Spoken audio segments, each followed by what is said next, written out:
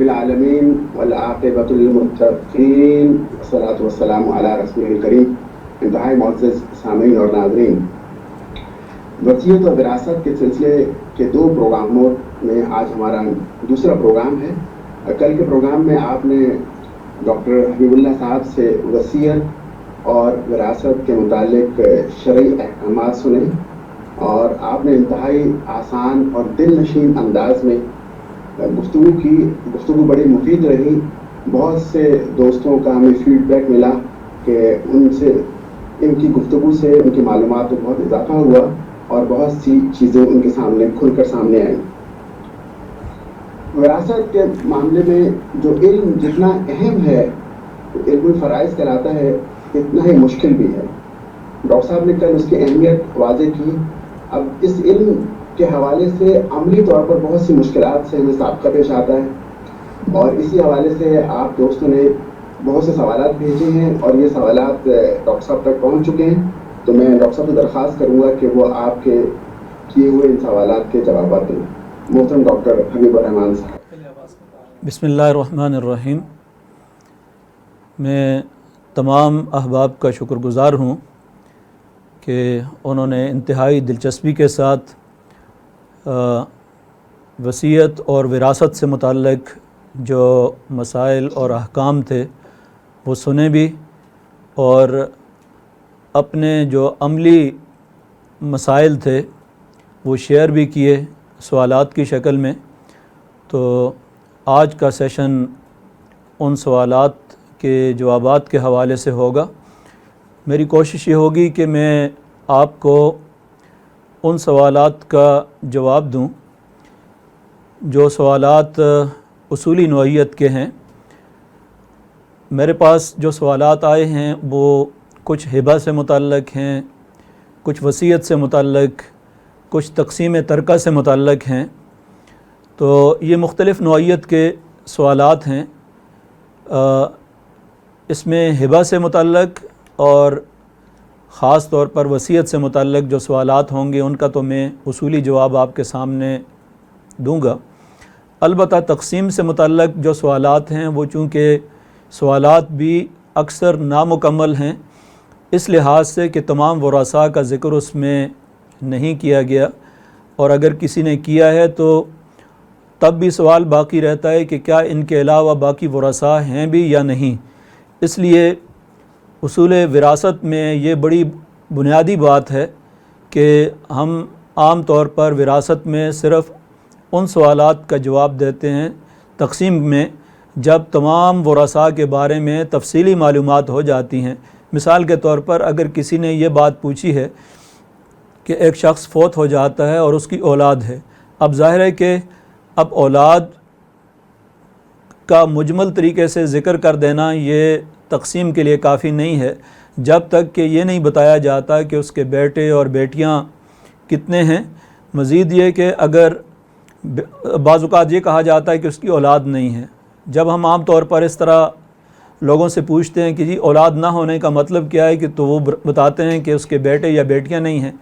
जब बेटे और बेटियां नहीं हैं तो बाज़ औक़ात पोते मौजूद होते हैं, पोतियां मौजूद होती हैं।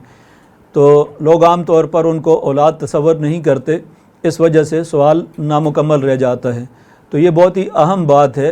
तक़सीम तरका के हवाले से। जब तक कि मुकम्मल तौर पर वरासा के बारे में तफसीली मालूमात नहीं हो जाती और तमाम हक़दारान जो हैं उनका तफसीली इल्म नहीं हो जाता, उस वक़्त तक उनके बारे में कोई तफसीली बात नहीं की जा सकती। इसलिए मैं सबसे पहले तो गुजारिश उन हज़रात से करूँगा जिनके सवालात तक़सीम तरका से मुतल्लिक़ हैं, जिन्होंने अपने कुछ वरासा का ज़िक्र किया है लेकिन बाकियों के बारे में मालूमात नहीं दी हैं। तो वो अगर मुझे मेरे व्हाट्सएप पे भिजवा देंगे तो इंशाअल्लाह मैं पूरी तफसील के साथ उनका जवाब दे दूँगा। उसमें अगर किसी चीज़ के हवाले से सवाल पूछने की ज़रूरत होगी तो मैं वहीं पर आपसे सवाल पूछ लूँगा और आपको उसका तफसीली जवाब दे दूँगा। इस हवाले से परेशान होने की ज़रूरत नहीं है कि अगर आज उसका तफसीली जवाब आपको नहीं मिलता तो इस हवाले से किसी किस्म की कोई परेशानी की ज़रूरत नहीं होगी। अलबत्ता उस बारे में मैं आपको उसूली जो चीज़ें हैं वो बता देता हूँ بہت سے سوالات ایسے بھی ہیں جن کا جواب لیکچر کے اندر موجود تھا، لیکن بعض اوقات لیکچر سننے کے باوجود جو ہے انسان کے ذہن میں جو سوال موجود ہوتا ہے وہ مناسب انداز میں ذہن کے اندر موجود نہیں ہوتا اور وہ الجھن ابھی تک باقی رہتی ہے۔ تو ایک تو میں گزارش یہ کروں گا کہ وہ لیکچر آپ دوبارہ اگر سن لیں تو آدھے سوالات کا جواب جو ہے وہ لیکچر ہی کے اندر موجود ہے، جو سوالات کیے گئے ہیں اگر دوبارہ اسے سن لیا جائے تو آپ کے بہت سے سوالات کا جواب مل سکتا ہے۔ تو اب میں ترتیب کے لحاظ سے جو سوالات ہیں ان کا جواب دوں گا۔ سب سے پہلے ہبہ سے متعلق جو سوالات آئے ہیں، چونکہ ہبہ سے متعلق عام طور پر ایک الجھن یہ ہے کہ آیا ہبہ کیا بھی جا سکتا ہے یا نہیں، اور اگر کیا جا سکتا ہے تو اس کی عملی صورت کیا ہوگی۔ تو یہ دو تین اصولی باتیں اس حوالے سے میں آپ کے سامنے ذکر کروں گا، لیکن پہلے سوال آپ کے سامنے ذکر کر دیتا ہوں تاکہ معلوم ہو جائے کہ اس حوالے سے سوال کیا آیا ہے۔ سب سے پہلا سوال اس کے بارے میں یہ ہے کہ کیا شوہر بیوی کو اپنی زندگی میں مکان ہبہ یا وصیت کر سکتا ہے؟ اب یہاں دو باتیں کی گئی ہیں، ہبہ کے احکام الگ ہیں اور وصیت کے احکام الگ ہیں۔ اگر شوہر اپنی بیوی کو کوئی مکان اپنی زندگی میں ہبہ کرنا چاہتا ہے تو اس کا اصولی جواب یہ ہے کہ ہبہ کر سکتا ہے، اور ہبہ بھی کر سکتا ہے۔ کسی کو اپنی زندگی میں مکان فروخت کرنا چاہتا ہے تو تب بھی کر سکتا ہے، اور اس کی بنیاد یہ ہے کہ جب کوئی آدمی کسی چیز کا مالک ہوتا ہے تو وہ اپنی ملکیت میں جس طرح چاہے تصرف کر سکتا ہے، اس کا استعمال کر سکتا ہے جائز حدود کے اندر، اس میں کسی قسم کا کوئی قدغن، کسی قسم کی کوئی رکاوٹ نہیں ہے۔ اس لیے اپنی بیوی کو اگر بیوی اپنے شوہر کو ہبہ کرنا چاہتی ہے تو کر سکتی ہے، اسی طرح شوہر اپنی بیوی کو ہبہ کرنا چاہتا ہے تو تب بھی کر سکتے ہیں۔ اور وصیت کا دوسرا جو حصہ ہے اس سوال میں کہ کیا شوہر اپنی بیوی کے لیے وصیت کر سکتا ہے، تو اس کا جواب لیکچر کے اندر بھی موجود تھا کہ لا وصیت لوارث، کسی وارث کے حق میں وصیت بالکل نہیں کی جا سکتی، چونکہ بیوی شوہر کی وارث ہے، شوہر بیوی کا وارث ہے، اس لیے یہ ایک دوسرے کے حق میں وصیت نہیں کر سکتے۔ البتہ اگر کسی نے وصیت کر دی ہو، مثلا شوہر نے بیوی کے حق میں وصیت کر دی ہے، تو وفات کے بعد اگر تمام ورثاء اجازت دے دیتے ہیں تو ایسی صورت میں نبی اکرم صلی اللہ علیہ وسلم کی حدیث میں نے آپ کے سامنے ذکر کی تھی کہ اگر ورثاء تمام کے تمام ورثاء اجازت دے دیں، بالغ ورثاء جتنے ہیں اگر سارے کے سارے بالغ ہیں اور وہ اجازت بھی دے دیتے ہیں تو ایسی صورت میں ان کی اجازت کا اعتبار ہوگا، اور جتنے حصے میں انہوں نے وصیت کی ہے وہ وصیت نافذ ہوگی۔ 1/3 سے زیادہ وصیت نہیں کی جا سکتی۔ وہ البتہ اگر 1/3 سے زیادہ بھی وصیت ہے اور تمام ورثاء بالغ ورثاء جو ہیں وہ اجازت بھی دے دیتے ہیں، نابالغ کوئی بھی نہیں ہے اس میں، تو ایسی صورت میں یہ وصیت نافذ ہو سکتی ہے۔ لیکن عام اصولی بات نبی صلی اللہ علیہ وسلم نے جو اس حدیث کے اندر بیان کر دی کہ لا وصیت لوارث،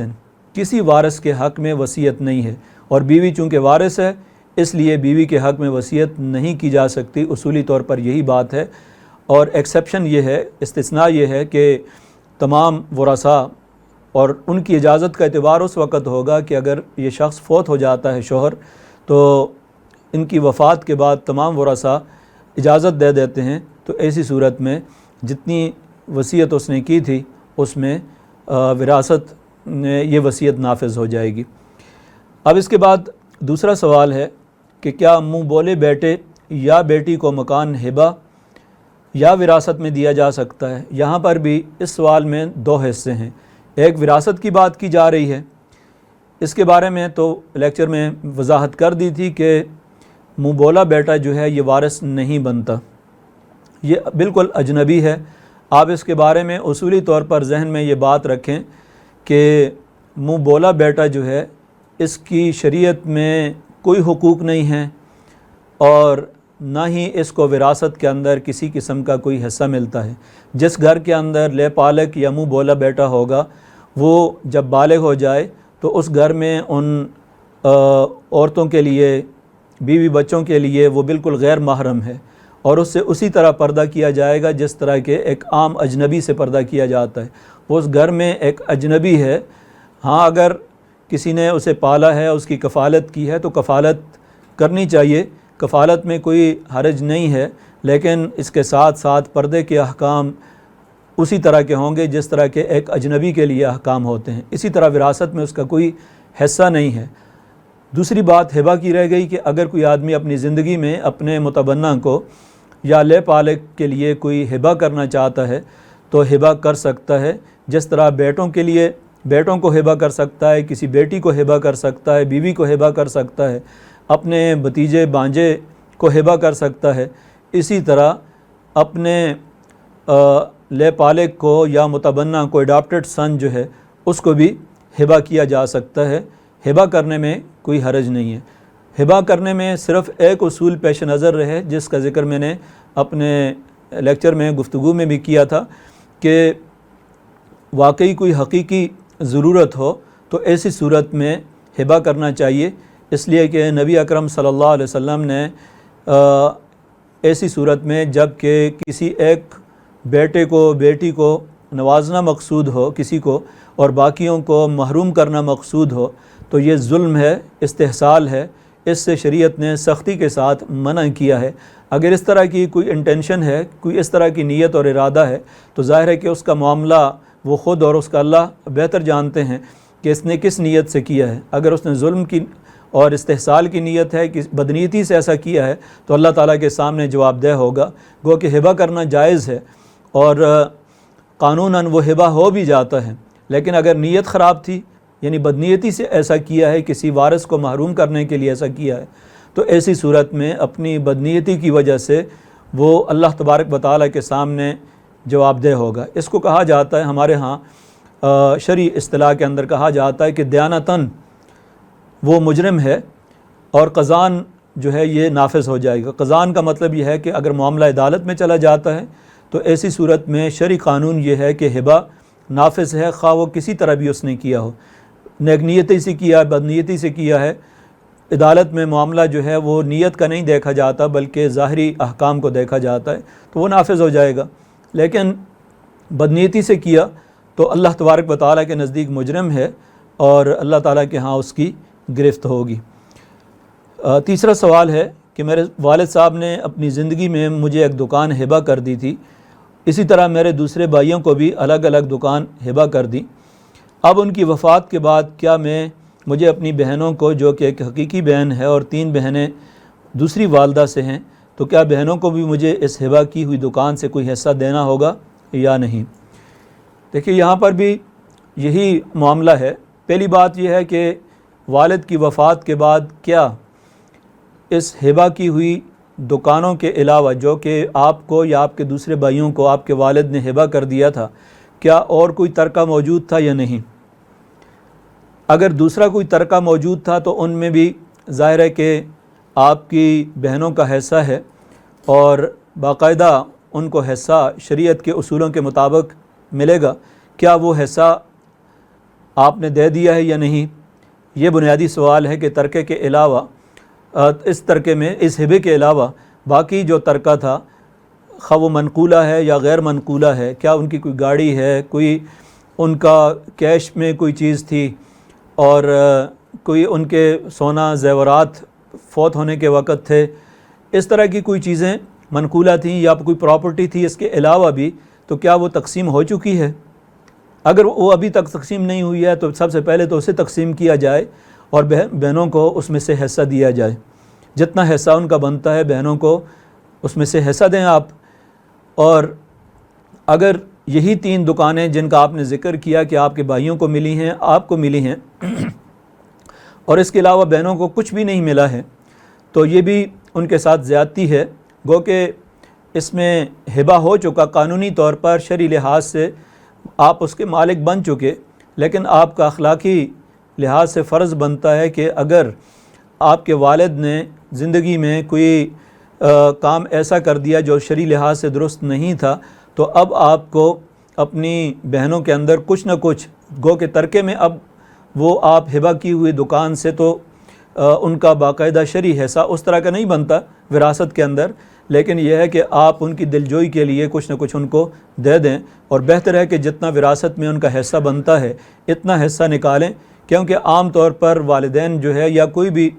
فرد جب ہبہ کرتے ہیں تو اپنی بیٹیوں کو محروم کر دیتے ہیں۔ یہ ہمارے معاشرے کے اندر ایک عام برائی ہے، اور یہ بدترین قسم کا ظلم بھی ہے بیٹیوں کے ساتھ، جن کو اتنی خوشی کے ساتھ اور اتنا محنت کے ساتھ پالتے ہیں، بالآخر جو ہے ان کو جائیداد سے محروم کر دیا جاتا ہے۔ تو چونکہ معاشرے کے اندر ایک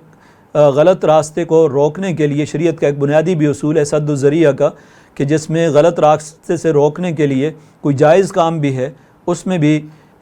شریعت نے یہ اصول طے کیا ہے کہ آپ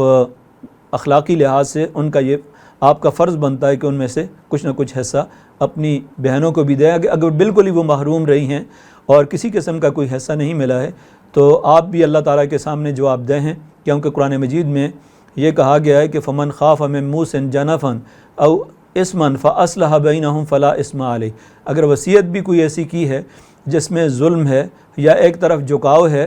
وصیت کنندہ کا، تو ایسی صورت میں جو ورثاء ہیں وہ اس کے اندر تبدیلی کر لیں، اصلاح کر لیں، تو ان پر کسی قسم کا کوئی گناہ نہیں ہے۔ تو آپ تمام بھائی مل کر اپنی بہنوں کو اس میں سے حصہ دیں، اور یہ بہت بڑا آپ کے لیے صدقہ جاریہ بھی ہے، نیکی بھی ہے، اور اللہ تعالیٰ کے ہاں بہت بڑے اجر و ثواب کی امید بھی کی جا سکتی ہے۔ اور امید ہے کہ اس طرح آپ کے والد کی طرف سے اگر خدا نخواستہ نادانستہ ان سے ایسی کوئی غلطی ہوئی ہے تو اس کی ایک معافی کی صورت بھی ہے، تو آپ کو اس میں کوئی نہ کوئی اس کو حصہ دینا چاہیے۔ ایک اور سوال ہے کہ ایک غیر شادی شدہ خاتون ہے اور جس کے 3 بانجے ہیں، یعنی خاتون جو ہے وہ بڑی عمر کی ہیں اور انہوں نے کوئی شادی نہیں کی ہے، 3 بانجے ہیں، وہ اپنی زندگی میں 2 بانجوں کو ہبہ کرنا چاہتی ہیں اور تیسرے کو نہیں کرنا چاہتی، تو آیا ایسا کرنا جائز ہے یا نہیں؟ اگر اس کی کوئی معقول وجہ ہے کہ تیسرا کوئی زیادہ مالدار ہے اور اس کی ضرورت نہیں ہے، باقی 2 کو زیادہ ضرورت ہے، یا انہوں نے ان 2 نے زیادہ خدمت کی ہے، تو ایسی کوئی معقول وجہ ہے تو ظاہر ہے کہ ایسی کوئی معقول وجہ ہو تو 2 کو دیا جا سکتا ہے اور تیسرے کو نہ بھی دیں تو کوئی حرج نہیں ہے، اس لیے کہ ہبہ سب کو برابر ہبہ کرنا یہ کوئی ضروری نہیں ہے، جب کہ اس کی کوئی معقول وجہ بھی موجود ہو۔ تو البتہ اگر بلا وجہ اس کو محروم کیا جا رہا ہے تو یہ اس لیے مناسب نہیں ہے، جس طرح نبی اکرم صلی اللہ علیہ وسلم نے حضرت نعمان ابن بشیر رضی اللہ عنہ کی اس حدیث میں حضرت نعمان رضی اللہ عنہ سے پوچھا، بڑی حکمت کی بات پوچھی ان سے کہ کیا آپ چاہتے ہیں کہ آپ کی تمام اولاد آپ کے ساتھ یکساں سلوک کرے؟ تو انہوں نے کہا ہاں اللہ کے رسول چاہتا ہوں میں۔ تو آپ نے فرمایا پھر ان کے ساتھ بھی آپ یکساں سلوک کریں اور مساوی سلوک کریں، ان کے ساتھ ناانصافی نہ کریں کسی کے ساتھ۔ تو اگر آپ بھی چاہتی ہیں کہ آپ کے 3 بانجے بانجیاں آپ کے ساتھ یکساں سلوک کریں تو تینوں کو برابر دے دینا چاہیے۔ ہاں اگر کوئی معقول وجہ ہے، اور معقول وجہ کی میں نے وضاحت کر دی کہ تیسرا بانجا جو ہے وہ بہت زیادہ مالدار ہے، کسی قسم کی ضرورت نہیں ہے اسے، اور یہ دونوں ضرورت مند ہیں، زیادہ حقدار ہیں، تو ایسی صورت میں ان دونوں کو آپ ہبہ کر سکتی ہیں اور کوئی گناہ نہیں ہے۔ اگر کوئی خاص وجہ ہے جس کی وجہ سے آپ تیسرے کو نہیں دینا چاہتی، خاص وجہ سے مراد یہ ہے کہ واقعی کوئی شرعی عذر ایسا ہے کہ ان 2 نے زیادہ آپ کی خدمت کی ہے یا تیسرا جو ہے وہ زیادہ مالدار ہے، تو اس صورت میں کوئی حرج نہیں ہے اس میں۔ ایک اور سوال ہے کہ کیا وفات سے قبل کوئی شخص اپنی تمام جائیداد اولاد میں برابر یا شرعی نسبت سے تقسیم کر سکتا ہے؟ شرعی نسبت سے شاید مراد اس سوال میں یہ ہے کہ اصول وراثت کے مطابق تقسیم کرنا۔ تو اس کی وضاحت بھی میں نے اپنی گفتگو میں کی تھی کہ اگر کوئی شخص وفات سے پہلے اپنی زندگی میں اپنی جائیداد کو اولاد میں تقسیم کرنا چاہتا ہے تو ایسی صورت میں وہ تقسیم کر سکتا ہے۔ اور دونوں نقطہ نظر موجود ہیں علماء کے کہ دو طریقے ہیں۔ ایک طریقہ یہ ہے کہ تمام اولاد کو برابر برابر دیا جائے، اس میں بیٹے اور بیٹی کا کوئی فرق نہ کیا جائے، اور یہ زیادہ مناسب معلوم ہوتا ہے کہ زندگی میں جب تقسیم کرے کوئی شخص تو اپنے بیٹے کو بیٹیوں کو برابر برابر دے دے۔ لیکن اس کے باوجود بھی اگر یہ شخص فوت ہو جاتا ہے تو فوت ہوتے وقت اس کے علاوہ جو بھی ترکہ ہوگا پھر وہ اصول وراثت کے مطابق تقسیم ہوگا۔ زندگی میں ہبہ کر دینے کا مطلب یہ نہیں ہے کہ اب ان کا وفات کے وقت جتنا ترکہ رہ گیا ہے وہ اگر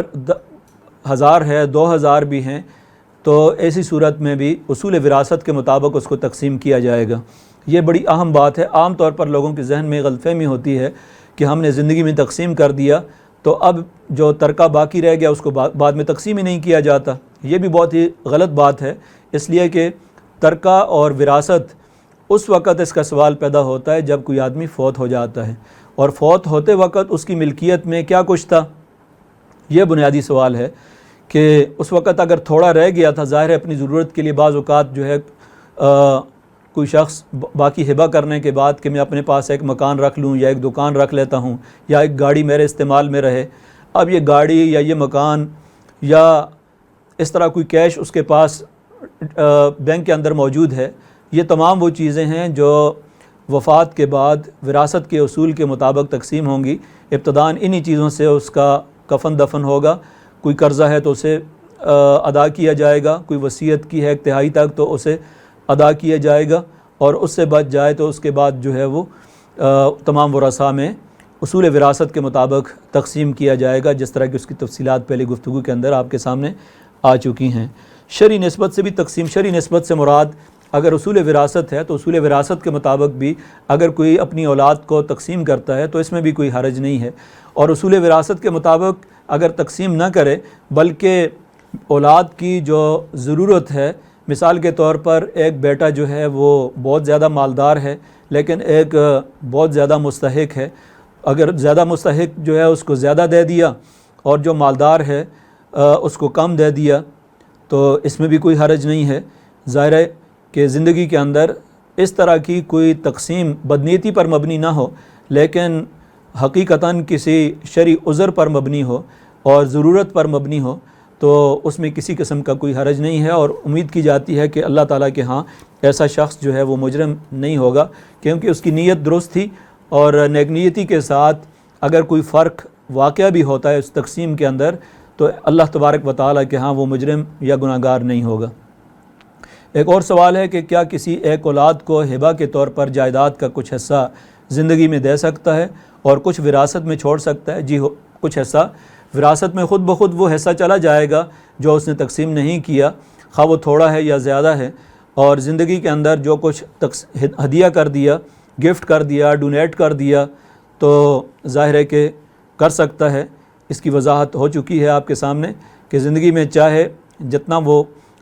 گفٹ کرنا چاہتا ہے، ڈونیٹ کرنا چاہتا ہے کر سکتا ہے، اور باقی جو وہ چھوڑ دیتا ہے کہ اس کو بعد میں اصول وراثت کے مطابق وفات کے بعد جس طرح ورثاء تقسیم کریں گے وہ تقسیم ہوں گے، ان کو وصیت کر جائے کہ شریعت کے اصولوں کے مطابق تقسیم کیا جائے۔ یہ بھی ہونا چاہیے گھر کے اندر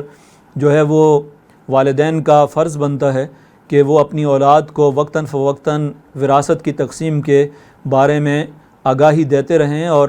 اس میں جتنی گرفت ہوتی ہے اللہ تعالیٰ کی طرف سے اس سے بھی آگاہ کرتے رہیں، تاکہ گھر کے اندر یہ ماحول بنا رہے کہ بعد میں اولاد کے درمیان کسی قسم کا کوئی تنازع اور جھگڑے پیدا نہ ہوں، بلکہ بخوشی رضا اور رغبت جو ہے وہ اولاد اور باقی جو ورثاء ہیں وہ تقسیم کریں۔ ایسا ماحول اور ایسی تربیت گھر کے اندر پیدا کرنی چاہیے، اور خود بھی ان چیزوں سے آگاہ ہونا چاہیے، اور ان تعلیمات اپنی اولاد کو بھی گھر کے اندر وقتاً فوقتاً ان چیزوں سے آگاہ کرتے رہنا چاہیے۔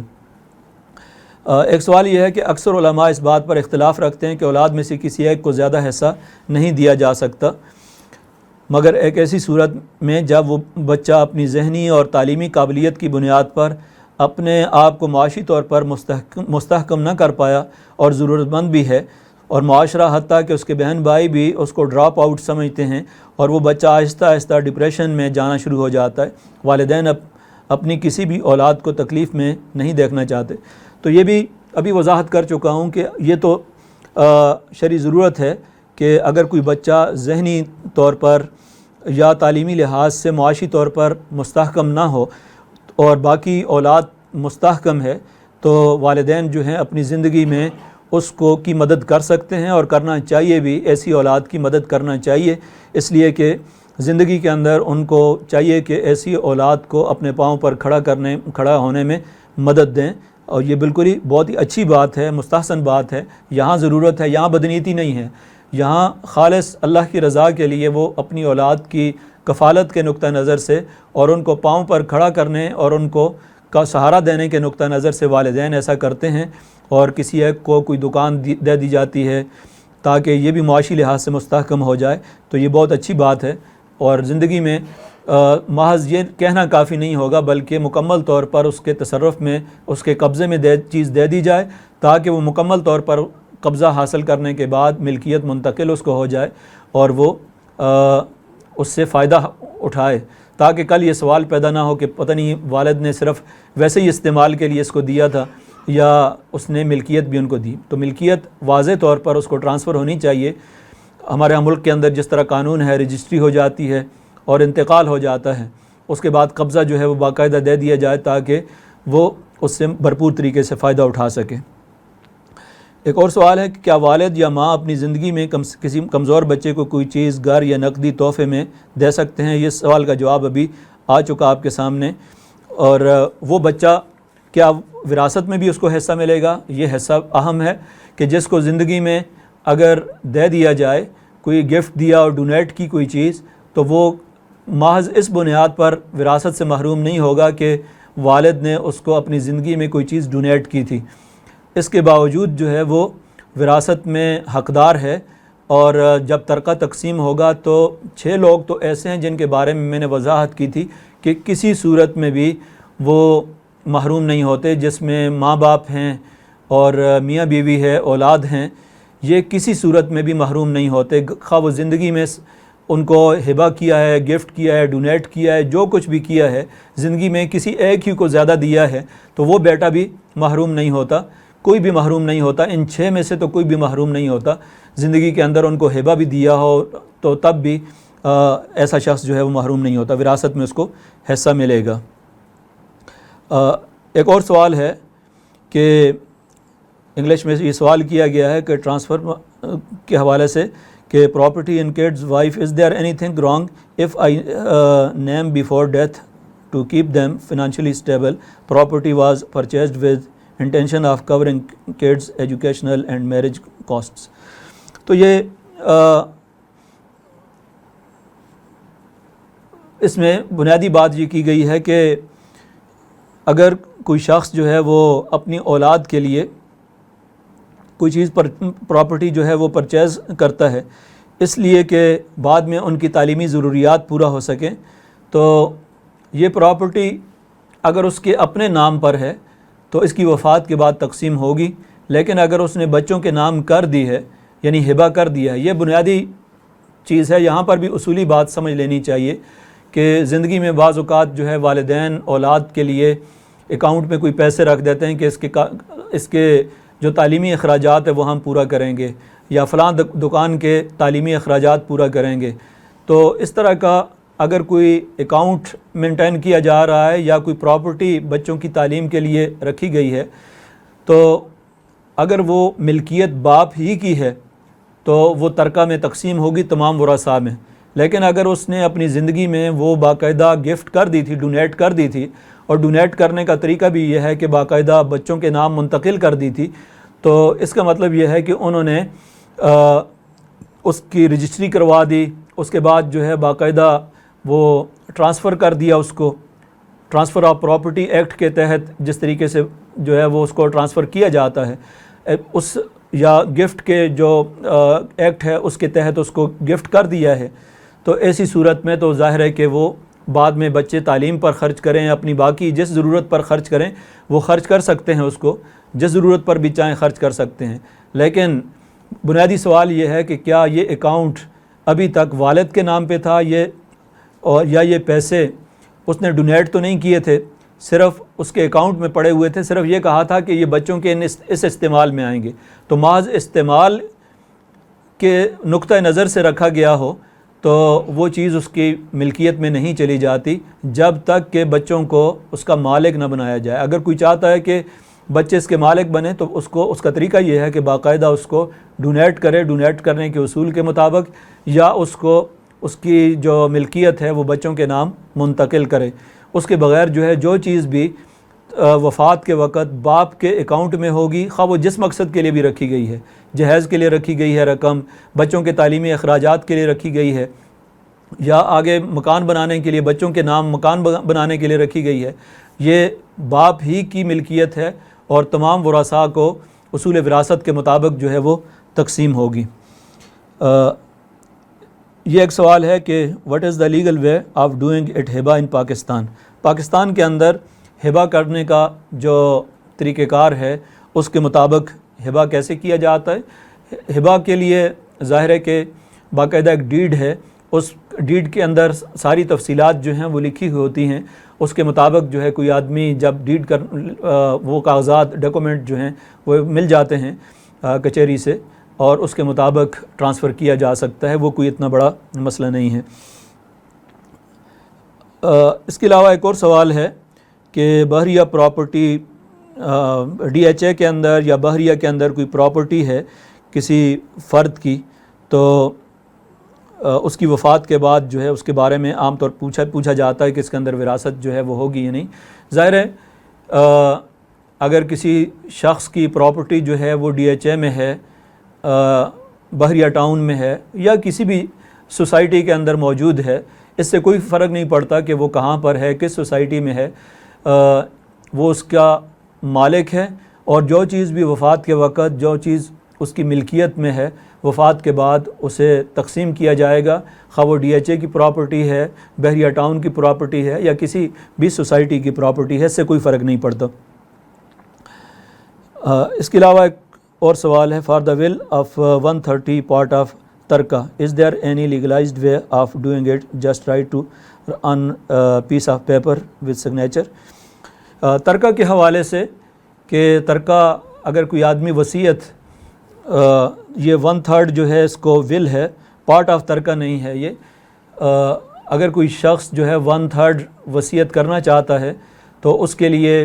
بہتر طریقہ یہ ہے، قرآن مجید کے اندر بھی ذکر کیا گیا ہے کہ ایسے موقع پر جو ہے وہ دو گواہ بنا لیے جائیں، اور باقاعدہ تحریری شکل میں آ جائے تو زیادہ بہتر ہے، اور کچہری سے اگر سٹامپ پیپر لے کر باضابطہ اس پر تحریر لکھوا دی جاتی ہے اور اس پر گواہوں کے دستخط بھی کر لیے جاتے ہیں تو ایسی صورت میں یہ زیادہ بہتر ہے، اس لیے کہ آئندہ ورثاء میں کسی قسم کا تنازع نہیں ہوگا۔ اب اس کے بعد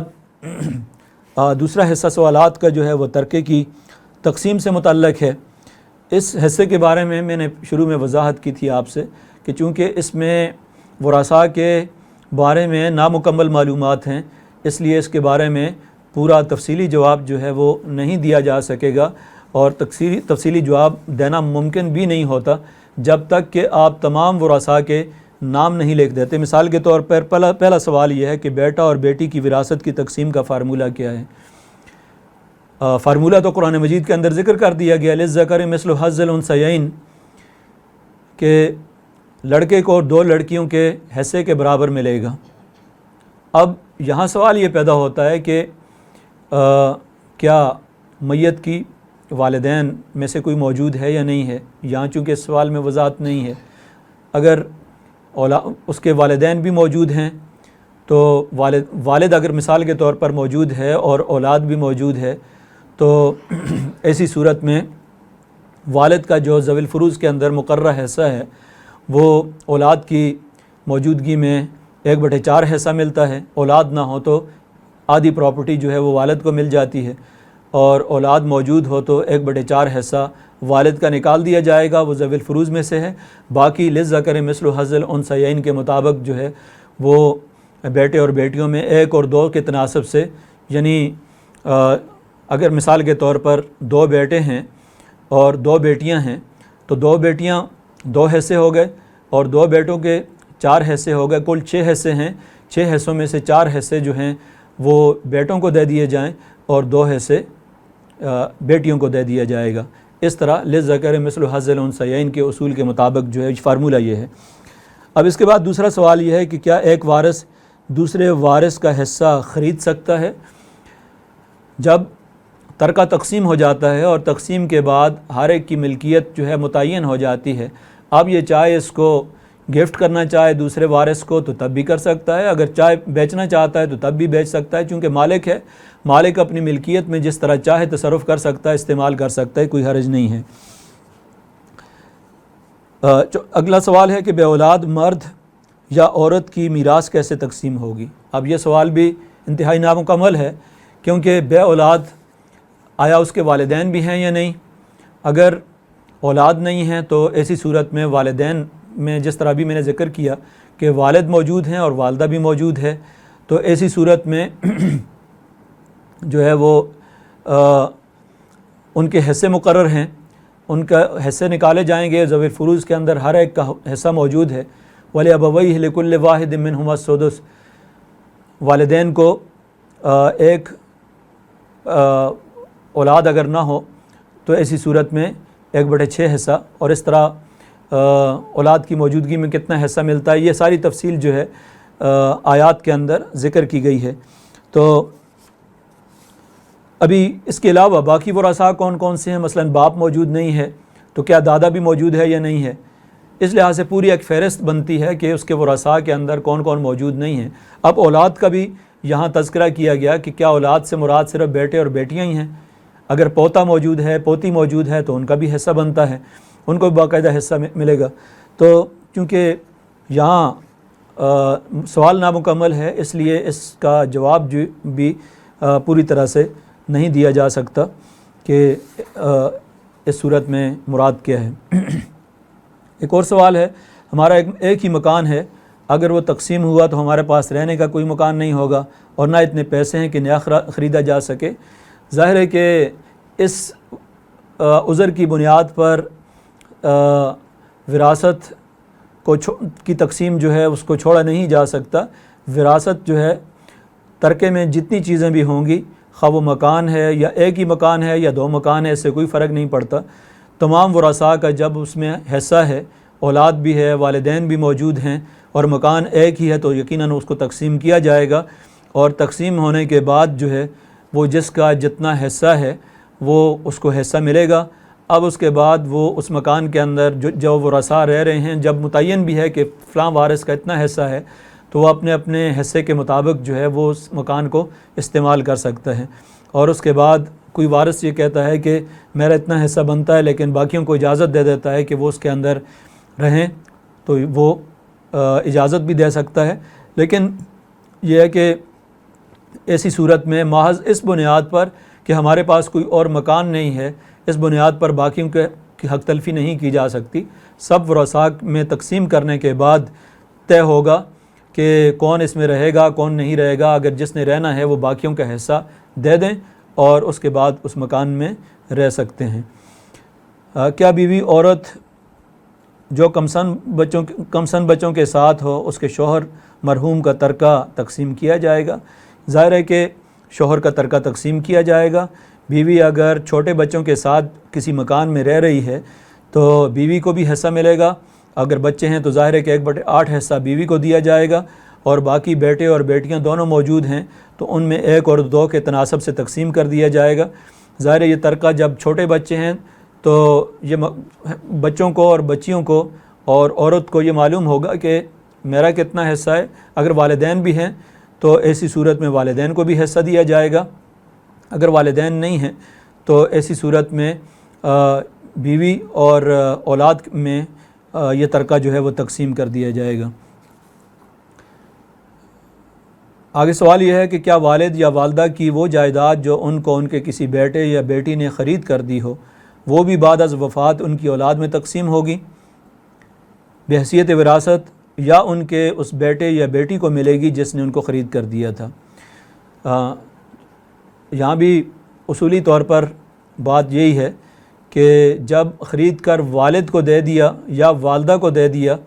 تو وہ والد کی وفات کے وقت تمام ورثاء میں تقسیم ہوگا۔ یہ اس بیٹے کو واپس اس لیے نہیں جائے گا کہ وہ اس کا مالک ہی نہیں ہے، اس نے اپنے باپ کو خرید کر دے دیا تھا یا اپنی والدہ کو خرید کر دے دیا تھا، تو مالک چونکہ باپ ہے اور یا ماں ہے، تو اس کی وفات کے وقت چونکہ باپ کی وہ ملکیت تھی، اس بھائی کی نہیں تھی جس نے خرید کر دیا تھا، اس لیے یہ تمام ورثاء میں تقسیم ہوگا اپنے اپنے مقررہ حصوں کے مطابق۔ اس کے بعد وراثت سے محرومی سے متعلق ایک دو سوالات ہیں کہ باپ کے قاتل کے ورثے میں حق نہیں ہے، یہ سوال کیا گیا ہے۔ میں نے چونکہ ایک حدیث آپ کے سامنے ذکر کی تھی اپنی گفتگو میں کہ لا یرث القاتل، قاتل جو ہے یہ وارث نہیں ہوگا۔ مثلا بیٹے نے اگر باپ کو قتل کر دیا ہے تو اب یہ وراثت سے محروم ہوگا۔ تو یہاں یہ سوال کیا گیا ہے کہ کیا کسی اور کے قتل کے گناہ کی وجہ سے بھی باپ کے وراثت سے محروم ہوگا؟ ایسا نہیں ہے، وارث کو قتل کیا ہے تو اس کی وراثت سے محروم ہوگا۔ اگر کسی اجنبی کو قتل کیا ہے تو ظاہر ہے کہ اس کا معاملہ اجنبی کے ساتھ ہے، اور اگر قصاص کے اندر اس کو قتل کیا جا رہا ہے یا دیت ہے، جو بھی معاملہ ہے وہ تو ظاہر ہے کہ اس اجنبی کے ساتھ، وراثت کے معاملے کے ساتھ اس کا کوئی تعلق نہیں ہے اگر اس نے کسی اجنبی کو قتل کیا ہے۔ اگر کسی وارث کو قتل کیا، یہ بنیادی اصول ہے کہ اس وارث کے ترکے میں سے اس کو حصہ نہیں ملے گا۔ اگر وہ اس کا حقیقی وارث تھا، وارث یہ بنتا تھا، اور اس نے اپنے اس شخص کو جس کا وہ وارث بنتا تھا اس کو قتل کر دیا ہے، تو ایسی صورت میں اس حدیث کے مطابق اس کو حصہ نہیں ملے گا۔ ایک اور سوال ہے کہ آبائی گھر یعنی باپ کا جو کہ استعمال میں ہو ماں اور بچوں کے، کیا وہ بہن بھائی جو اس میں مقیم نہ ہوں وہ اپنا حصہ طلب کر سکتے ہیں؟ جی طلب کر سکتے ہیں، بالکل طلب کر سکتے ہیں، اس لیے کہ وراثت کے حصول کے لیے یہ ضروری نہیں ہے کہ اس مکان کے اندر وہ رہتے بھی ہوں، اس لیے کہ وراثت اور ترکے کا بنیادی اصول ہی یہ ہے کہ جتنے بھی حقدار ہیں، خواہ وہ وہاں پر رہتے ہیں، کوئی آدمی بیرون ملک رہتا ہے، کوئی ملک کے اندر رہتا ہے، اور کسی نے کوئی شادی سے کرنے کے بعد جو ہے بیوی بچوں کے ساتھ اس کا الگ ہو گیا، الگ جاب ہے، اس کے باوجود جو ہے وہ سب کے سب اولاد جو ہے وہ اس کی وارث ہوگی۔ محض اس بنیاد پر کوئی آدمی محروم نہیں ہوگا کہ وہ اس گھر میں رہتا نہیں ہے اور وہ اس ملک سے باہر مقیم ہے، وہ بالکل اپنا حصہ طلب کر سکتا ہے۔ اگر وہ شرعی طور پر ورثاء میں اس کا حصہ ہے اور شریعت کے اصولوں کے مطابق وہ وارث بنتا ہے، تو محض اس بنیاد پر کہ چونکہ وہ گھر میں رہتا نہیں ہے اور گھر کے میں باقی لوگ رہتے ہیں، اس بنیاد پر وہ محروم نہیں ہوگا۔ اس کے بعد وصیت سے متعلق کچھ سوالات ہیں۔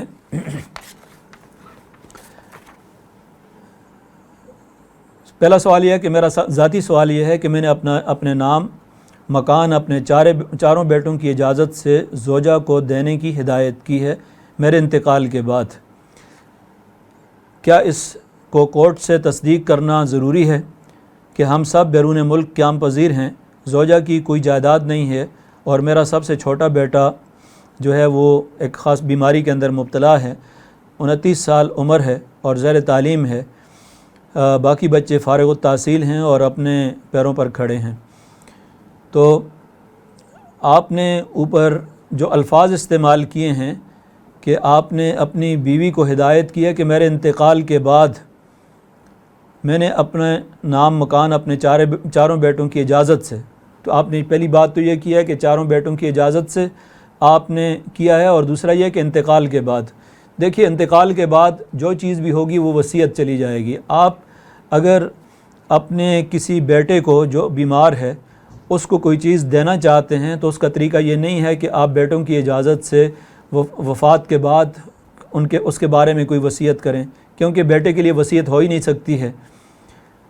اور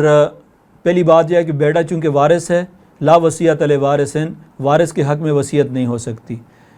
الا یہ کہ باقی وفات کے بعد باقی تمام ورثاء اجازت دیں اس بیٹے کے حق میں، تو ایسی صورت میں جتنی آپ نے ان کے حق میں وصیت کی ہے، کسی مکان کی، کسی دکان کی جو وصیت آپ نے کی ہے، وہ وصیت اس وقت نافذ ہوگی جب وفات کے وقت جتنے ورثاء موجود تھے ان سب نے اجازت دے دی ہو، تو اس وقت کی اجازت کا اعتبار کیا جائے گا، نہ کہ اب کی اجازت کا۔ اب اجازت دے دیتے ہیں اور بعد میں اگر کوئی آدمی آپ کے بیٹوں میں سے یا وارثوں میں سے کوئی اگر کہتا ہے کہ نہیں میں نہیں دینا چاہتا، تو ظاہر ہے کہ ایسی صورت میں وراثت میں اس کی رضامندی ضروری ہوگی۔ اس کا طریقہ یہ ہے کہ آپ کسی بیٹے کو اگر دینا چاہتے ہیں تو اپنی زندگی میں اس کو ڈونیٹ کر دیں، کوئی چیز ہبہ کر دیں اور باقاعدہ اس کے نام وہ پراپرٹی یا وہ مکان جو ہے وہ منتقل کر دیں۔ اس طرح ٹرانسفر کرنے کے بعد جو ہے باقی جو بیٹے ہیں ان کا ملکیت کے اندر جو ہے وہ حصہ جو ہے وہ ختم ہو جائے گا، اور باقی جو ترکہ ہوگا اس میں سے ان کو حصہ مل جائے گا۔ تو یہ سوال تھا۔ اس میں ایک دوسرا سوال جزوی طور پر یہ کیا گیا کہ کیا یہ ہبہ کے زمرے میں آتا ہے؟ اس کی وضاحت یہ ہے کہ جب آپ نے یہ کہہ دیا کہ میرے مرنے کے بعد، میرے انتقال کے بعد آپ نے یہ بات کہی ہے، تو مرنے کے بعد آپ کو ہبہ کا اختیار ہی نہیں ہے۔ مرنے کے بعد خود بخود جائیداد جو ہے وہ ورثاء کے نام منتقل ہو جاتی ہے۔ یہ غیر اختیاری انتقال ہوتا ہے۔ یہ واحد ایسی چیز ہے کہ جس کے لیے رضامندی نہیں ہوتی، بلکہ خود بخود زمین جو ہے ورثاء کے وفات کے ساتھ ہی ورثاء کے نام ٹرانسفر ہو جاتی ہے۔ اس لیے اس میں ہبہ والی بات باقی نہیں رہتی۔ آپ کو اب ہبہ کا اختیار مرنے کے بعد نہیں رہتا۔ اگر آپ ہبہ کرنا چاہتے ہیں تو اپنی زندگی میں کر سکتے ہیں۔ تو اگر مکان جوائنٹ پراپرٹی ہو تو اس کی کیا صورت ہوگی؟ کیا کسی ایک فریق کے انتقال کی وجہ سے؟ جوائنٹ پراپرٹی سے مراد اگر آپ کی یہ ہے کہ مثال کے طور پر کچھ حصہ جو ہے اس میں آدھا خریداری کے اندر جو ہے وہ بیوی نے اور آدھا شوہر نے، یعنی آدھا باپ نے، اس میت کے باپ نے حصہ ڈالا تھا اور آدھا جو ہے اس کی والدہ نے، دونوں جاب کرتے ہیں اور دونوں نے حصہ ڈالا اور جوائنٹ پراپرٹی ہے، تو آدھے ہی کے اندر باپ فوت ہو گیا تو ایسی صورت میں آدھے مکان میں اس کا ترکہ جاری ہوگا، باقی آدھا جو ہے وہ تو چونکہ اس کی والدہ کا ہے، اس میں یعنی جو شخص فوت ہوا اس کی بیوی کا پہلے ہی سے آدھا ہے، جوائنٹ پراپرٹی ہے۔ جوائنٹ پراپرٹی کا مفہوم اگر یہ ہے کہ دو یا دو سے زائد افراد مالک ہیں تو وفات پانے والے شخص کی جتنی ملکیت ہوگی صرف اسی ملکیت کے اندر ترکہ جو ہے وہ ہوگا، باقی نہیں ہوگا۔ اسی ضمن میں ایک سوال یہ ہے کہ ریاست اور شرعی قوانین میں کس پر عمل کرنا ضروری ہے؟ دیکھیے اس میں وراثت سے متعلق جو قانون ہے ہمارے ملک کے اندر نافذ ہے وہ یہ ہے کہ شرعی قوانین کے مطابق ہی وراثت تقسیم ہوگی، جو الا یہ کہ سوائے ایک قانون کے کہ فیملی لا آرڈیننس 1961 کی سیکشن 4 میں یتیم پوتے کی وراثت سے متعلق ذکر کیا گیا۔ ملکی قانون یہ ہے کہ اگر کسی شخص کی زندگی میں اس کا کوئی بیٹا، ایک بیٹا فوت ہو جاتا ہے اور باقی بیٹے بیٹیاں بھی موجود ہیں، لیکن کوئی ایک بیٹا موجود ہے تو دادا کی وراثت میں یتیم پوتے کو وہی حصہ ملے گا جو اگر بیٹا اس کا زندہ ہوتا جتنا حصہ اس کا تھا اتنا ہی حصہ اس کو ملے گا۔ یہ ملکی قانون ہے، لیکن اس کو وفاقی شرعی عدالت اور اسلامی نظریاتی کونسل دونوں نے خلاف شریعت قرار دیا۔ وفاقی شرعی عدالت نے یہ کیس جو ہے وہ بھیج دیا، اس کے خلاف اپیل کی گئی اور سپریم کورٹ کے اندر یہ کیس ابھی تک پینڈنگ ہے، لیکن چونکہ ملک کے اندر ابھی تک یہ قانون نافذ ہے، گو کہ شریعت کے خلاف ہے، تو اس ایک قانون کے علاوہ باقی تمام وراثت جو ہے وہ شرعی اصولوں کے مطابق ہے۔ ملکی قانون بھی یہ ہے اور شریعت کا قانون بھی یہی ہے۔ اب اس کے بعد ایک اور سوال ہے، انگلش میں سوال ہے کہ if a bank account is jointly held between husband and wife on death of one of them would it be considered ترکہ؟ جی، جوائنٹلی ہیلڈ کا مطلب اگر یہاں پر بھی یہی ہے کہ اس میں کیش کچھ جو ہے وہ بیوی نے رکھوائی ہے اور کچھ شوہر نے رکھوائی ہے، تو اب جتنی کیش شوہر کی ہے تو شوہر کی وفات کے بعد صرف وہی ترکے میں تقسیم ہوگی، اور اگر بیوی کی وفات ہوتی ہے تو جتنا حصہ اس کا تھا اتنے ہی حصے کے اندر آگے اس کا ترکہ جاری ہوگا۔ ظاہر ہے کہ ملکیت کے اندر ترکہ جاری ہوتا ہے، جتنا حصہ جتنا پورشن اس کا ہے اتنے ہی میں ترکہ اس کا جاری ہوگا، دوسرے میں جاری نہیں ہوگا۔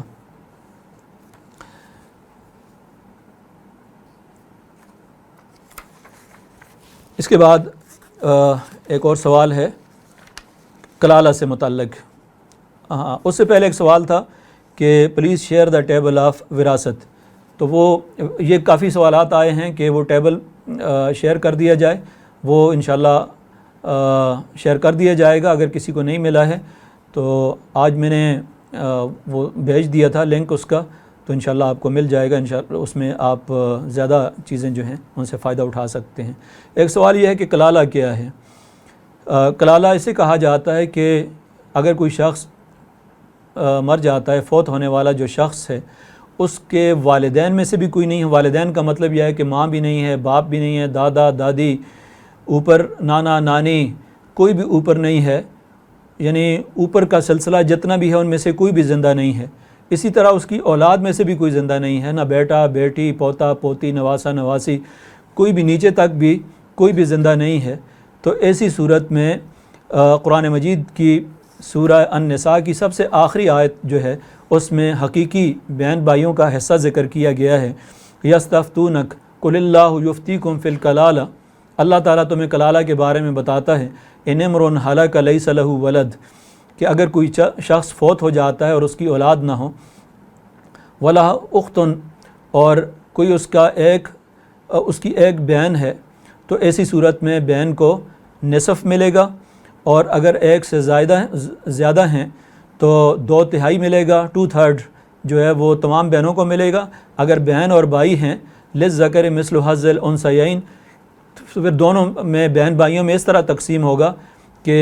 2 بہنوں کا حصہ 1 بھائی کے برابر، یعنی 1 اور 2 کے تناسب سے ان کے شیئر پراپرٹی کو تقسیم کیا جائے گا۔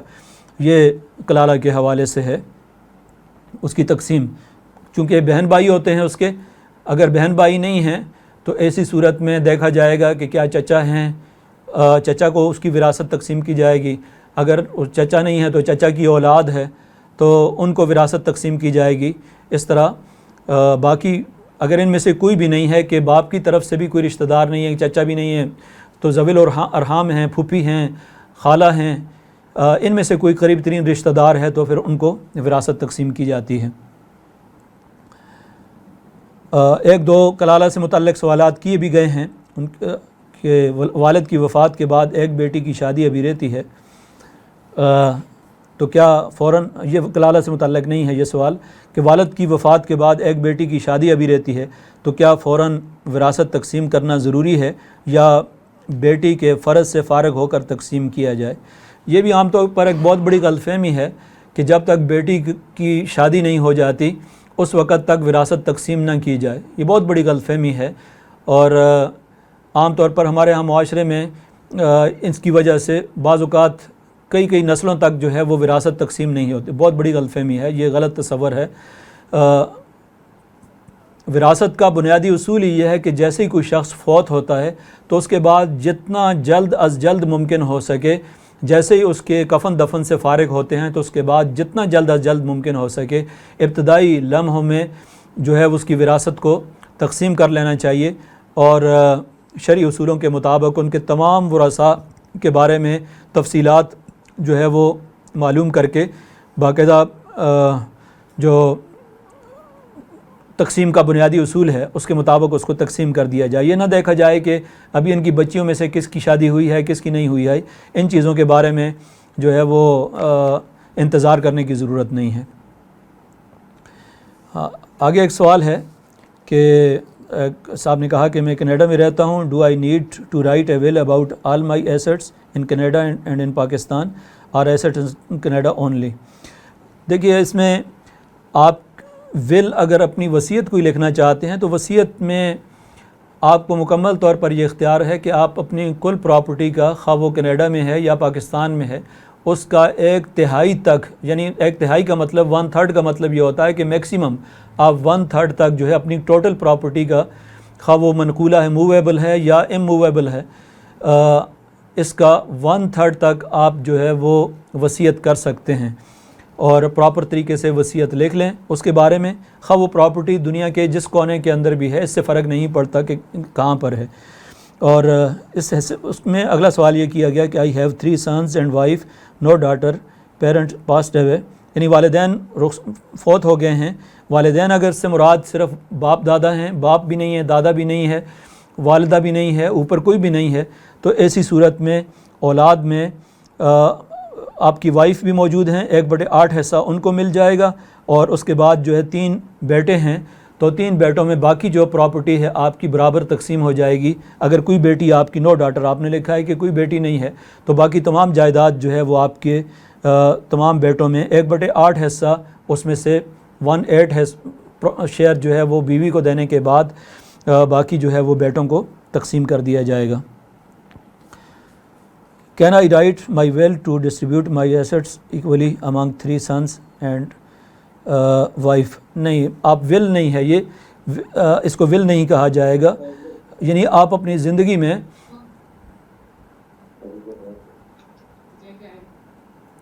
زندگی میں اگر آپ جو کچھ ہبہ کرنا چاہتے ہیں تو وہ ہبہ ہوگا، زندگی کے میں 1/3 تک ہی وصیت کر سکتے ہیں، اس سے زیادہ کی وصیت آپ نہیں کر سکتے، اور بیٹوں کے بارے میں اور وائف کے بارے میں ویسے بھی چونکہ وارث ہیں، ان کے حوالے سے آپ وصیت نہیں کر سکتے ہیں۔ 1-2 اور سوالات ہیں، وہ لے کر میں بات ختم کروں گا، اور اس میں اگر کسی قسم کا کوئی سوال ہوگا تو بعد میں لے لیں گے، اور خاص طور پر جو سوالات کیے گئے ہیں ان کے حوالے سے اگر کوئی الجھن ابھی تک باقی ہو تو کوئی 8-10 منٹ جو ہے ان پر بات انشاءاللہ کر لیں گے۔ ایک سوال یہ ہے کہ بیوی کو سیکنڈ نامنی جو ہے وہ عام طور پر بنایا جاتا ہے، بیوی شوہر کا دوسرا اسی کا سوال کا حصہ ہے کہ بیوی اور شوہر کا جوائنٹ بینک اکاؤنٹ ہے، اور جب کہ بیوی کمائی بھی نہیں کرتی، تو اب جوائنٹ اکاؤنٹ اگر بیوی کمائی نہیں کرتی اور بیوی کا کوئی حصہ اس کے اندر نہیں ہے تو جوائنٹ اکاؤنٹ سے مراد کیا ہے؟ یہ بڑا بنیادی سوال ہے کہ اگر جوائنٹ اکاؤنٹ کے اندر یہ کہہ دیا کہ اتنا کیش جو ہے اس میں، مثال کے طور پر 1 لاکھ روپیہ اکاؤنٹ میں ہے، اور کہا کہ 50,000 جو ہے وہ میں نے بیوی کے نام کر دیا اور 50,000 میرا ہے، تو یہ بات درست ہے کہ جوائنٹ اس لحاظ سے ہو سکتا ہے کہ اس نے ملکیت واضح کر دی کہ بیوی کا اتنا حصہ ہے اور میرا اتنا حصہ ہے، لیکن اگر صرف استعمال کی حد تک وہ جوائنٹ ہے کہ بیوی کو کہا کہ آپ جتنا استعمال کرنا چاہتی ہیں کر سکتی ہیں، باقی جو پیسے میرے ہی ہیں، تو ایسی صورت میں کل ترکے سے ورثاء میں تقسیم کیا جائے گا۔ جوائنٹ اکاؤنٹ کا مطلب اگر یہ ہے جس طرح میں نے سمجھا ہے آپ کی بات سے کہ بیوی کی کمائی اس کے اندر نہیں ہے۔ اسی طرح یہ کہا گیا کہ بچوں کی تعلیم کے لیے اکاؤنٹ میں رقم رکھی ہوئی ہے، اگر اکاؤنٹ جو ہے وہ باپ ہی کے نام پہ ہے تو یہ اس کی وفات کے وقت تقسیم ہوگا، کل ترکہ ہے اور ترکے میں تقسیم ہوگا، لیکن اگر وہ رقم بچوں کے نام کر دی ہے، ٹرانسفر کر دی ہے، تو ایسی صورت میں وہ بچوں کی رقم ہے اور وہ ترکے میں تقسیم نہیں ہوگی۔ اصل سوال یہاں پر بھی اصولی بات یہ ہے کہ کیا اس نے باقاعدہ ملکیت اپنی ملکیت سے ٹرانسفر کر دیا ہے یا نہیں کیا ہے۔ اگر بدستور اس کی ملکیت والد ہی کی ہے اور بچوں کے صرف تعلیمی اخراجات کے لیے رکھا ہے، تو ایسی صورت میں محض تعلیمی اخراجات کے لیے رکھنے سے وہ بچوں کی ملکیت میں نہیں چلی جاتی، بلکہ اس کی وفات کے وقت یہ تمام ورثاء میں تقسیم ہوگی۔ ایک اور سوال ہے کہ میری کل جائیداد جو ہے وہ 10 کروڑ ہے، 2 بیٹے ہیں، 1 بیٹی ہے، بیوی ہے، اگر اس کے علاوہ باقی ورثاء ہیں ہی نہیں ہیں جس طرح آپ نے ذکر کیا، اگر باقی ورثاء ہیں اور ان کا آپ ذکر کر دیتے تو پھر سب کے بارے میں بات واضح ہو جاتی، کیونکہ اس طرح کے سوالات میں عام طور پر ورثاء جو ہیں نامکمل ہی ذکر کیے جاتے ہیں۔ تو اگر کل ورثاء یہی ہیں، 1 بیوی ہے، 1 بیٹی ہے اور 2 بیٹے ہیں، اور والدین نہیں ہے، والدین میں اوپر کوئی بھی نہیں ہے، تو بیوی کو 1/8 حصہ ملے گا، اور باقی 2 بیٹے اور 1 بیٹی کا حصہ اس طرح ہوگا کہ 2 بیٹوں کے 4 حصے اور 1 بیٹی کے، یعنی کل 5 حصے پراپرٹی کر دی جائے گی، 4 حصے بیٹوں کے چلے جائیں گے اور 1 حصہ بیٹی کا ہوگا۔ باقی ہبہ سے متعلق ایک سوال مزید رہ جاتا ہے کہ ہبہ کرنا چاہیے برابر، کیا بیٹی کو مکان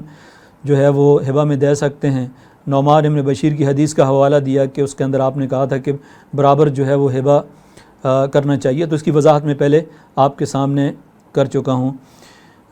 ایک اور سوال والد کی، انہوں نے کہا کہ ہمارے والد کی 2 شادیاں ہوئی ہیں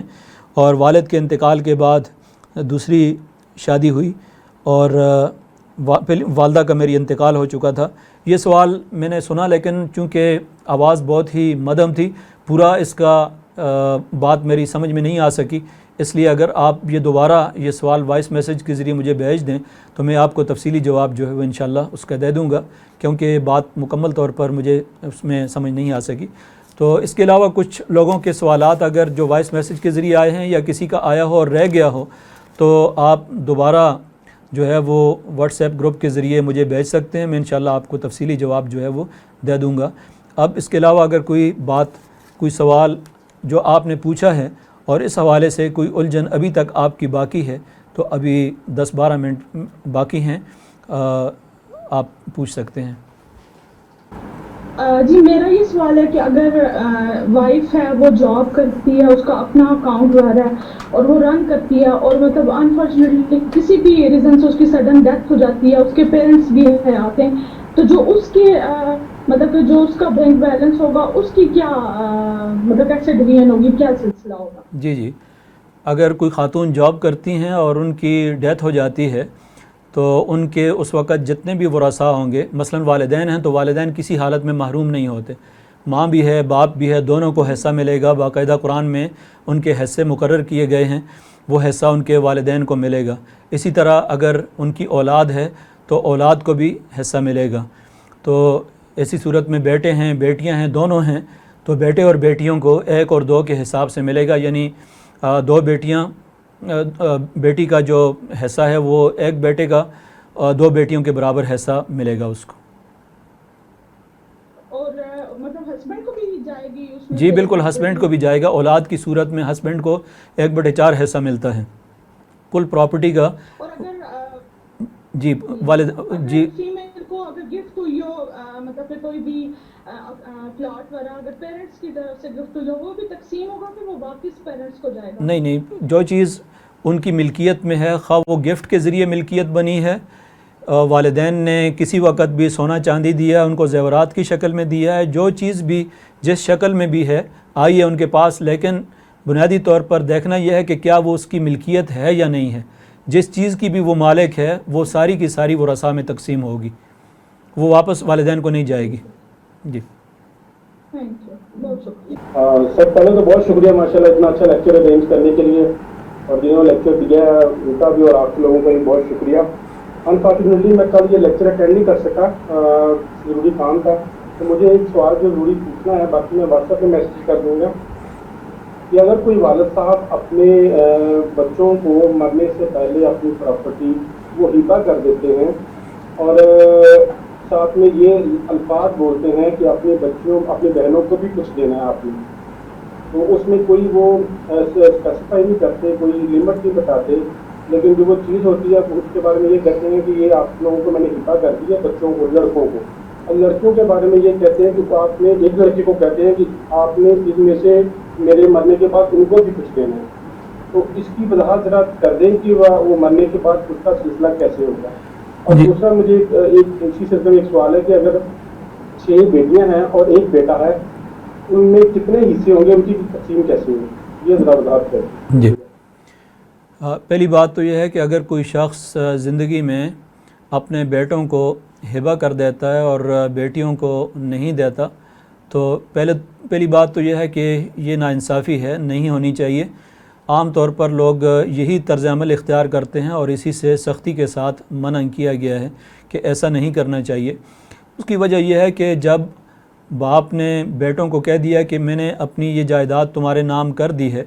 اور اس کے بعد ان کو اگلی نصیحت یہ کرتے ہیں کہ اس میں سے کچھ بہنوں کو بھی دے دینا ہے آپ نے، تو وہ اخلاقی نصیحت ہے، چاہیں تو وہ اس پر عمل کریں چاہیں تو عمل نہ کریں، اس لیے کہ یہ محض ایک ہدایت اخلاقی نوعیت کا حکم ہے کہ وہ باپ کی بات کو مانتے ہیں تو تب بھی، اور باپ کی بات کو نہیں مانتے تو اس سے بھی کوئی فرق نہیں پڑتا۔ لیکن اگر باپ یہ چاہتا ہے کہ وہ عدل اور انصاف قائم کرے اپنی اولاد کے درمیان، تو ایسی صورت میں اس کو اپنے بیٹوں اور بیٹیوں کو کچھ نہ کچھ، بیٹیوں کو لازماً اس کو بھی دینا چاہیے، خواہ وہ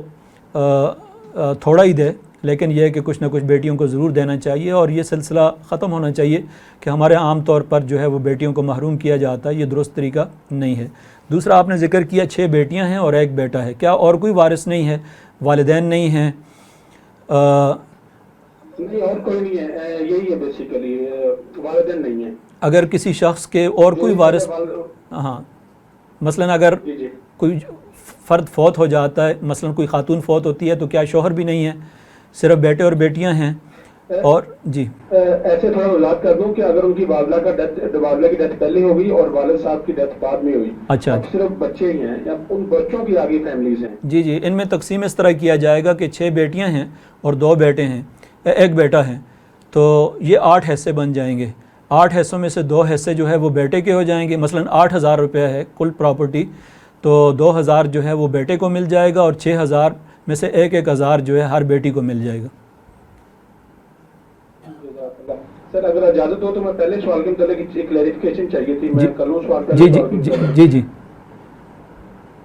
کر لیجئے. بس اس میں یہ پوچھنا تھا، وہ تو بات آپ نے آئیڈیل سچویشن بتائی جو میں اسلام بھی بتاتا ہے کہ ایسی ہونا چاہیے، جو اگر سم ہو یہ چیز ہو گئی ہے تو اس کا بہترین ابھی حل کیا ہے، جس میں اگر ان کو کچھ دیا بھی جائے تو دینا بھی چاہے تو اس میں کیا، کیونکہ اس میں متعین نئی چیز کی گئی، مثلا 1,00,000 روپیہ ہے وہ 50,000 بچوں کو دے دیا گیا، ان کا نام میں دے دیا گیا. جی یہ باپ خود جا کے اگر وہاں پہ ہو بھی گیا کہ کیا اسے کہتے ہیں پراپرٹی تھی تو وہ بھی نام ہوگی باپ کے، ان کے سائن انگوٹھے ہو گئے سب کچھ، لیکن بیٹیوں کے علم میں اس وقت نہیں تھا. جبکہ جب باپ فوت ہوا تو بیٹیوں سے یہ ساری بات کی گئی، ان کو بتایا گیا کہ انہوں نے بیٹوں کے نام کر دیا ہے، تو بیٹیوں نے کوئی اس میں عذر پیش نہیں کیا، جبکہ اب بیٹے چاہتے ہیں کہ وہ اس میں کچھ نہ کچھ ان کو دے. تو یہ بیسیکلی ہاں بہتر یہ ہے کہ وہ جتنا حصہ ان کا وراثت میں بنتا ہے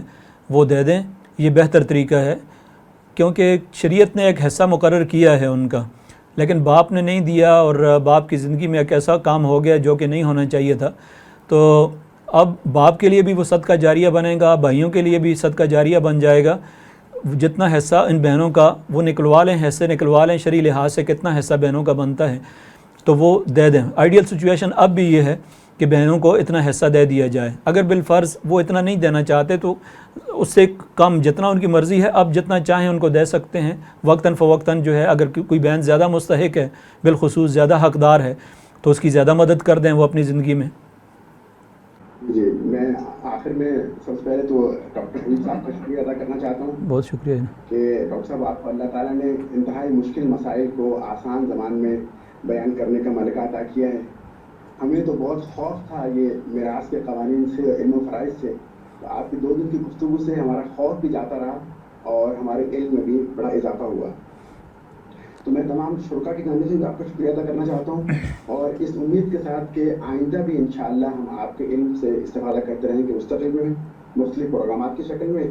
تو یہ تو گفتگو ہوئی، اور دوبارہ آپ کا شکریہ. جہاں تک بات تھی وہ سوال تھا کہ ٹیبل شیئر کرنے والی بات، تو وہ آپ کی جانب سے ٹیبل ہمیں مل گیا ہے اور میں انشاءاللہ شرکا میں شیئر کر دوں گا، اور اس پروگرام کی ریکارڈنگ بھی انشاءاللہ تعالی تمام شرکا میں شیئر کر دی جائے گی. جو لوگ کل کے پروگرام میں شریک ہوئے اور جو لوگ آج کے پروگرام میں شریک ہوئے، آپ تمام بھائیوں اور بہنوں کا بہت بہت شکریہ کہ آپ نے شریعت کو کے اس اہم مسئلے کو سمجھنے کی صحیح کی، اور اللہ تعالیٰ ہمیں ان تمام مسائل کو اپنے اپنے گھروں میں نافذ کرنے کی توفیق عطا فرمائے. تو ہم انشاءاللہ کفارہ مجلس کی دعا کے ساتھ آج کے پروگرام کو ختم کرتے ہیں. سبحانک اللہم و بحمدک، نشہد ان لا الہ الا انت، نستغفرک و نتوب الیک. جزاکم اللہ خیر. ڈاکٹر صاحب آپ کا تمام بھائیوں کا بہت بہت شکریہ. اللہ حافظ. جزاکم اللہ.